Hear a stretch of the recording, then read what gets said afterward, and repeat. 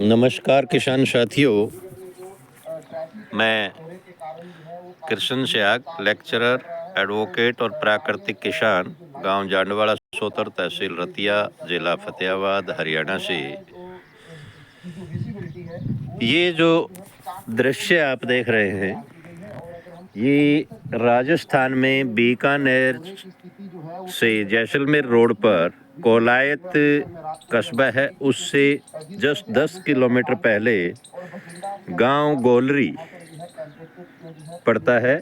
और गोलरी गांव से हाईवे से तकरीबन 3 किलोमीटर पश्चिम की तरफ आज हम पहुंचे हुए हैं। ये मेरी राजस्थान यात्रा जो विंटर वैकेशन में हर साल होती है, और आज 4 जनवरी 2025 को दूसरा दिन मेरा है। प्राकृतिक जीवन की अगर छटा देखने को मिल रही है तो ये यहाँ पर ये खेत है मेरे ताऊ जी के पोते हरविंदर और सुभाष पुत्र इंद्राज। किस तरह से बिल्कुल ये दोनों तरफ देखेंगे तो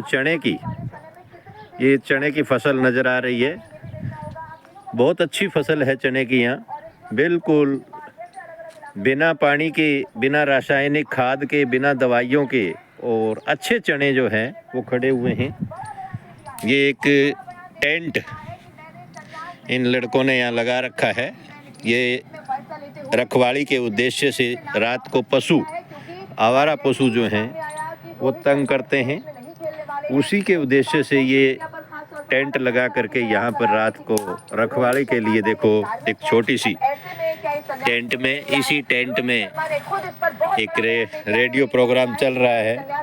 यहाँ पर ये सोलर सिस्टम, उससे प्लेट लगा करके लाइट का इंतज़ाम किया हुआ है। ये एक पुरानी जाड़ है जो मैंने 19 साल पहले देखी थी। मैं यहाँ पर 19 साल पहले आया था। 19 साल के बाद आज फिर मुझे मौका मिला है इस जगह को विजिट करने का।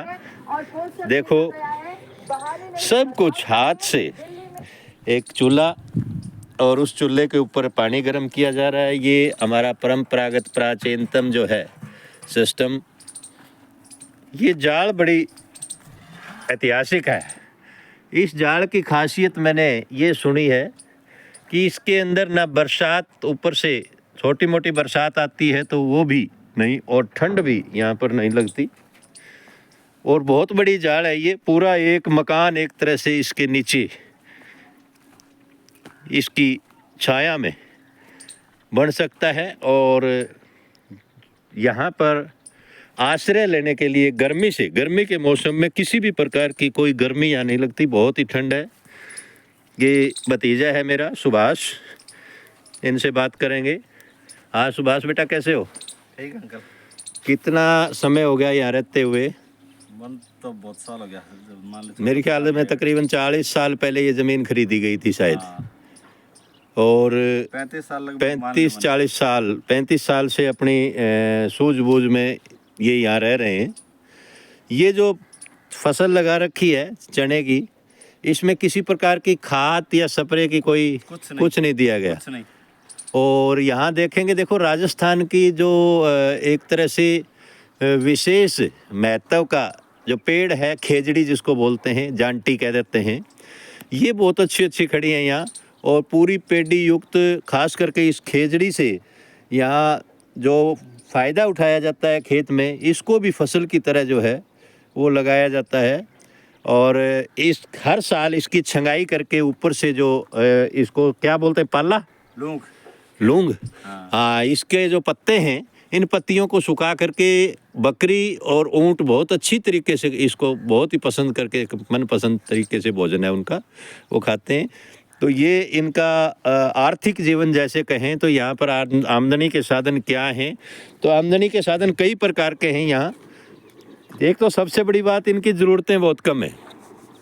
इनको अस्पताल और डॉक्टरों की ज़रूरत लगभग नहीं होती, क्योंकि ये स्वस्थ जीवन, बिना जहर का जीवन जी रहे हैं, तो इसलिए ये बीमार ही नहीं पड़ते। और बीमारी कम होंगी तो डॉक्टरों की ज़रूरत नहीं पड़ेगी, इनका खर्च नहीं है। इसके अतिरिक्त और भी इनके बहुत कम खर्चे हैं।